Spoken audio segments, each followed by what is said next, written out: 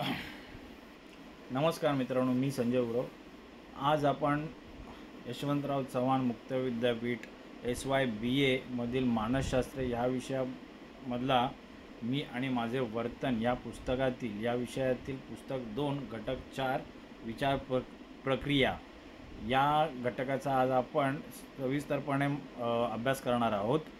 तत्पूर्वी जर तुम्ही ह्या चॅनलला आमच्या विद्या एज्युकेअर या चॅनलला जर सबस्क्राईब केलं नसेल तर तुम्ही सबस्क्राईब करा आणि हा चॅनल इतरांपर्यंत पोचवा, शेअर करा, लाईक करा, बेल आयकनचं बटन दाबा, जेणेकरून तुम्हाला नवीन येणाऱ्या व्हिडिओज तुमच्यापर्यंत पोचतील आणि हे व्हिडिओज तुमच्या मित्रांपर्यंत पोचवा, जेणेकरून त्यांनाही ह्या अभ्यास किंवा ह्या व्हिडिओचा लाभ होईल आणि त्यांचाही अभ्यास होईल। ओके, तर आज आपण पाहूया की विचार प्रक्रिया घटक 4 मी आणि माझे वर्तन पुस्तक 2 SY BA। ओके, तर काय म्हणते पाहूया। या घटकामध्ये काय काय चर्चा केली आहे, काय कोणत्या संकल्पना आल्या, त्या संकल्पनांचा आपल्याला विचार करायचा आहे। या शीर्षकावरून आपल्याला कळतं आहे की ह्या घटकामध्ये काय दिलं असेल। ह्या घटकामध्ये आपण जे विचार करतोय ती विचार करण्याची प्रक्रिया कशी होते या संदर्भातच दिला असणार। विचार ह्या गोष्टीपेक्षा, ह्या शब्दापेक्षा वेगळं काही आपल्याला शिकायचं नाही आहे। विचारावरतीच सगळ्या गोष्टी इथे नमूद केलेल्या असणार आहेत। मग ते विचार म्हणजे काय असतात, विचाराचं उत्पन्न कसं होतं, विचार निर्माण कसे होतात, त्याची प्रक्रिया काय आहे, या गोष्टींचाच विचार ह्या घटकामध्ये केला असेल तर म्हणजे तुम्हाला इतर गोष्टींचा विचार करायचा नाही आहे। विचार फक्त एवढाच करायचं आहे की हे विचार कशा होतात आणि ह्या विचाराचाच फक्त विचार तुम्हाला करायचा आहे या घटकामध्ये। ओके, तर या घटकामध्ये काय काय मुद्दे दिलेले आहेत ते पाहूया। तर्क विचारांची प्रगल्भ अवस्था, विगमनात्मक विचार, नंतर मग निगमनात्मक विचार, नंतर मग सिद्धांत कल्पनेचे निकषण, विचार, तर्क, ते ह्या 3-4 गोष्टी घटक दिलेले आहेत, मुद्दे दिलेले आहेत। या मुद्द्यांचा आपल्याला सविस्तर माहिती मिळवायची आहे। तर्क विचारांची प्रगल्भ अवस्था। ओके, मानसशास्त्रात विचार म्हणजे ज्ञानेंद्रियाद्वारे आलेली माहिती, अनुभव, स्मृती यांच्या आधारे समस्या सोडवणे, निर्णय घेणे, निष्कर्ष काढणे व नवीन संकल्पना निर्माण करणे, तर याला तर्क विचारांची प्रगल्भ अवस्था असे म्हणतात। ओके, आता विचार म्हणजे काय आहेत की मानसशास्त्रामध्ये विचार म्हणजे काय, जे ज्ञानेंद्रिय आहेत, जसं आपल्याला डोळे, नाक, त्वचा, नंतर मग जीभ, ह्या गोष्टींपासून जे आपण गोष्टी समजून घेतो, बाहेरील गोष्टींचं ग्रहण करून घेतो, ते आत्मसात करतो, समजून घेतो आणि तो अनुभवला जातो तो आणि स्मृतीमध्ये ठेवलो। आणि ह्या सगळ्या गोष्टींमधून एखादी समस्या आल्यास ती समस्या सोडवण्यासाठी या सर्व जे अनुभवलेलं आहे, जे स्मृतीत ठेवलेलं आहे, जी माहिती मिळालेली आहे या ज्ञानेंद्रियाद्वारे, त्या माहितीने आपण ते समस्या सोडवण्यासाठी, निर्णय घेण्यासाठी, निष्कर्ष काढण्यासाठी व नवीन संकल्पना निर्माण करण्यासाठी त्या माहितीचा, त्या अनुभवाचा, त्या आठवणींचा आपण उपयोग करून घेतो। त्यांना तर्क विचारांची प्रकल्प अवस्था विचार म्हटलेले आहेत। नंतर मग पुढे तर्क विचारांची प्रकल्प अवस्था म्हणजे विचार परिपक्व, नियमबद्ध होऊन निष्कर्ष अचूकपणे काढण्याची मानसिक क्षमता। आता विचार म्हणजे काय आपण पाहिलं की जी माहिती आपल्याला बाहेरून मिळते, आपल्या ज्ञानेंद्रियाद्वारे जी माहिती आपण ग्रहण करतो, त्या ग्रहण केलेल्या माहिती स्मृतीमध्ये ठेवतो, जो अनुभव आलेला असतो त्यांच्या आधारे समस्या सोडवणे, निर्णय घेणे, निष्कर्ष काढणे, नवीन संकल्पना तयार करणे म्हणजे विचार होय। ओके, नंतर मग तर्क विचारांची प्रकल्प अवस्था म्हणजे काय, जे विचार परिपक्व झालेले आहेत, जे आपण सगळे माहिती ग्रहण केल्यानंतर आपले विचार जे परिपक्व झालेले आहेत, जे निष्कर्ष काढण्यात सक्षम झालेले आहेत, ते नियमबद्ध होऊन, परिपक्व होऊन, नियमबद्ध होऊन निष्कर्ष अचूकपणे काढण्याची मानसिक स्थिती जी होते, मानसिक क्षमता जी येते, त्याला तर्क विचारांचे प्रकल्प अवस्था असं म्हटलेलं आहे। प्रकल्प अवस्था म्हणजे काय आहे की जे विचार आपल्याकडे आलेले आहेत, ज्या विचार परिपक्व झालेले आहेत, नियमबद्ध होऊन निष्कर्ष काढलेले आहेत, निष्कर्ष अचूकपणे काढण्यासाठी जी मानसिक क्षमता तयार झालेली आहे, त्या क्षमतेला विचारांची प्रकल्प अवस्था म्हटले जाते। आपल्याकडे विचार आले, माहिती आली, माहिती ते आपण साठवून ठेवली, त्यातून अनुभव घेतला, तर त्यांच्या आधारे समस्या सोडवण्यासाठी आपण त्यांचा आधार घेतला, त्या माहितीचा निर्णय घेण्यासाठी आणि निष्कर्ष काढणे, ते निष्कर्ष काढण्यासाठी नियमबद्ध जे आपण माहिती मिळवलं त्यातून जे नियम तयार करतो, त्या अचूक काढण्याच्या मानसिक क्षमतेला आपण तर्कविचारांची प्रगल्भ अवस्था म्हटलेलं आहे.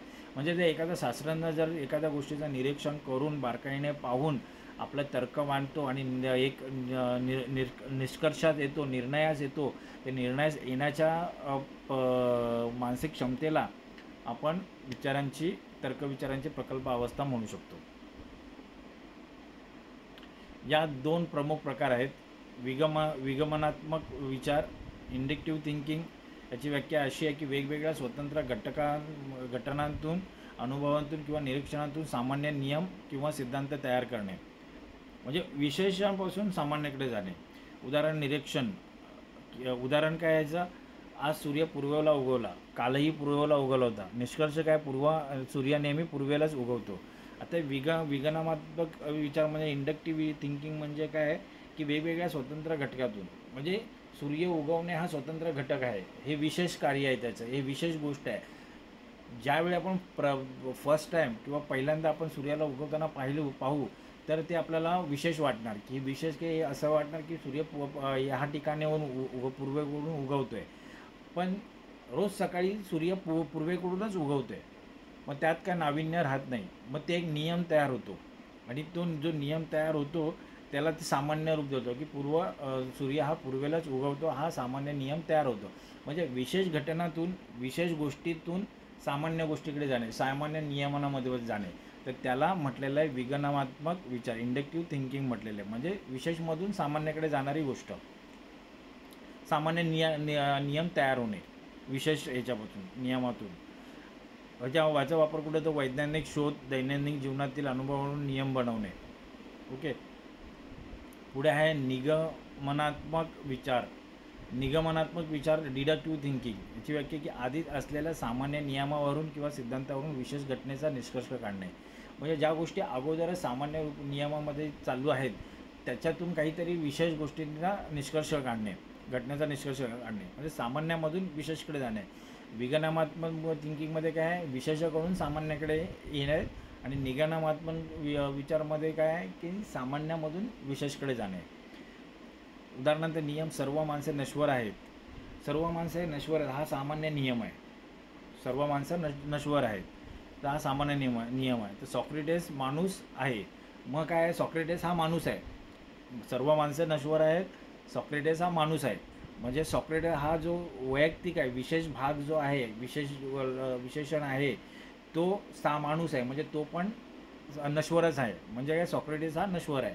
म्हणजे तो विशेष जी गोष्ट आहे ती पण सामान्य नियमामध्ये लागू झालेली आहे, त्याचा समावेश झालेला आहे सामान्य नियमामध्ये.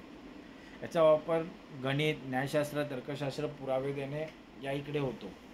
ओके.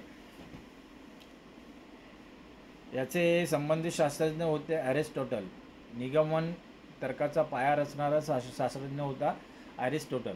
नंतर मग सिद्धांत कल्पनेच्या निकषण, हायपोथेसिस टेस्टिंग. कोणत्याही ग्रहितक सिद्धांत किंवा कल्पनेला प्रत्यक्ष अनुभव, प्रयोग किंवा निरीक्षण यांच्या कसोटीवर तपासणे म्हणजे सिद्धांत कल्पनेचे निकषण होय.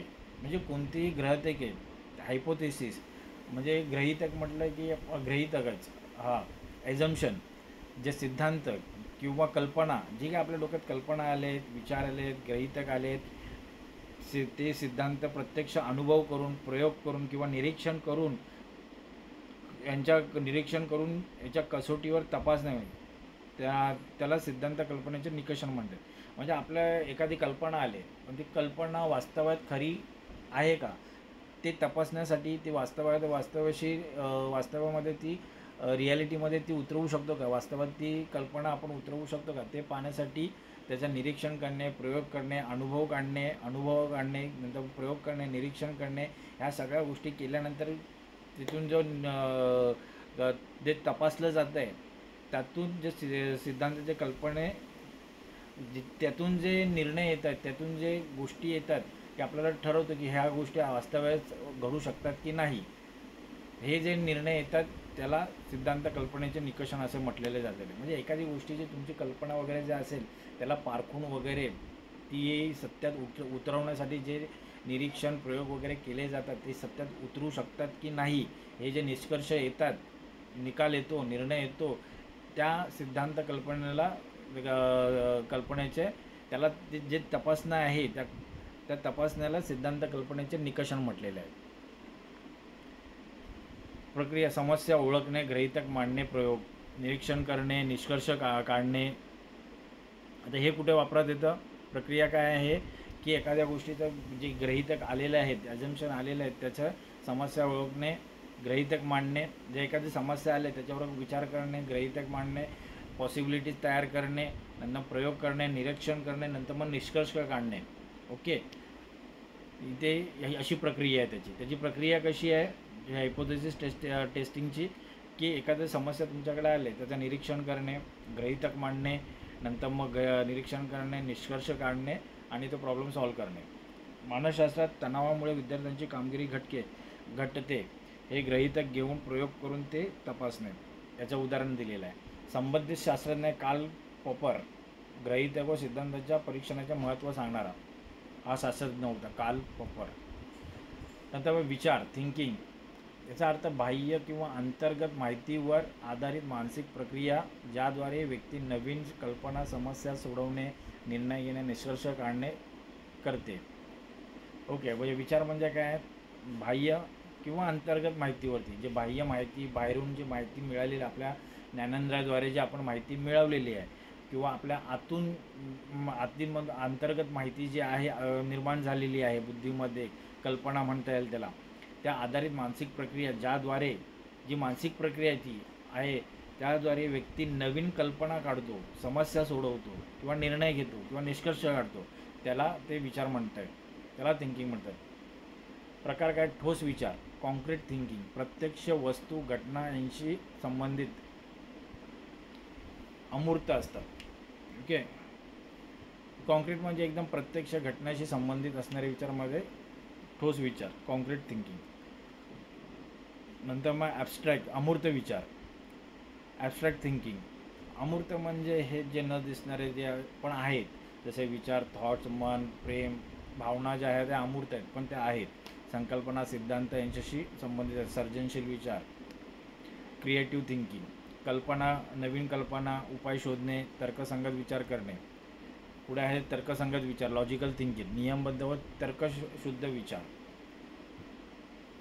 ओके, नंतर मग उदाहरण देतील, गणितातील उदाहरणे सोडवणे, प्रवासाची योजना आखणे, एखाद्या समस्येचे निराकरण करणे इत्यादींसाठी याचा उपयोग केला जातो. नंतर मग आहे तर्क, रिझनिंग. ओके, याची व्याख्या उपलब्ध माहिती व नियमांचा वापर करून निष्कर्ष गाठण्याची प्रक्रिया म्हणजे तर्क होय. म्हणजे आपल्याकडे जी ज्ञानेंद्रियाद्वारे अंतर्गत किंवा बाहेरील जी माहिती आपल्याकडे आलेली आहे व नियमांचा आणि त्या माहितीवरती नियमांचा वापर करून निष्कर्ष काढण्याची जी प्रक्रिया आहे त्याला तर्क म्हटलेलं आहे. तर्क ही विचाराची अधिक संघटित व नियमबद्ध पद्धती आहे. विचार फक्त विचार येतात, त्याच्यामध्ये काही नियम वगैरे नसतात. त्याच्यामध्ये नियम वगैरे ॲड केले, नियमबद्ध त्यांना त्या विचारांना नियमबद्ध केल्यानंतर तर्कामध्ये त्याचं रूपांतर होतं. ओके, निगमन तर्क, डिडक्टिव्ह रिझनिंग. याचं सामान्य नियमातून विशेष. मगाशीच पाहिलं आपण की सामान्यामधून विशेषकडे जाणं. विगमन तर्क, विशेष निरीक्षण, सामान्य नियम. म्हणजे विशेषकडून जसं आपण सूर्याचं उदाहरण घेतलं, सूर्य पूर्वेला उगवतो, तो रोज पूर्वेला उगवतोय, मग हा सामान्य नियम तयार होतो. आणि विशेष निष्कर्ष म्हणजे निगमन तर्क म्हणजे काय की सर्व माणसं सामान्य नियमापासून विशेष नियमाकडे जाणे. सर्व माणसं नश्वर आहेत. सॉक्रेटिस हा माणूस आहे, म्हणजे सॉक्रेटिस पण हा नश्वरच होणार. नंतर मग सादृश्य तर्क, ॲनॉलॉजिकल रिझनिंग.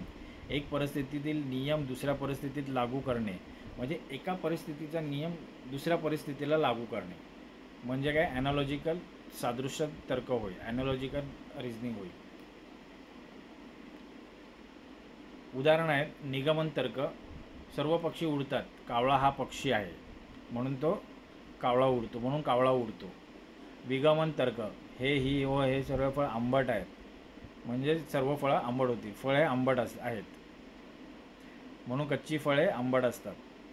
म्हणजे एक कच्चं फळ आंबट आहे ते सर्व कच्ची फळं आंबट होऊ शकतात. एक विशेष आहे, तर मग तो नियम सगळ्यांना पण लागू होतो.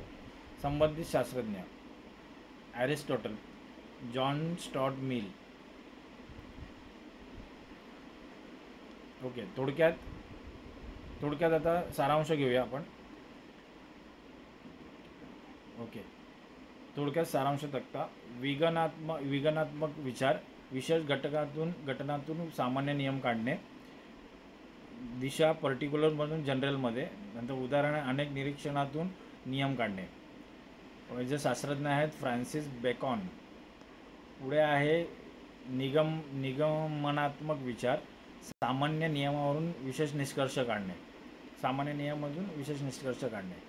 जनरल टू पर्टिक्युलर, सर्व माणसे नश्वर आहेत. सॉक्रेटिस हा माणूस आहे, तर सॉक्रेटिस नश्वर आहे.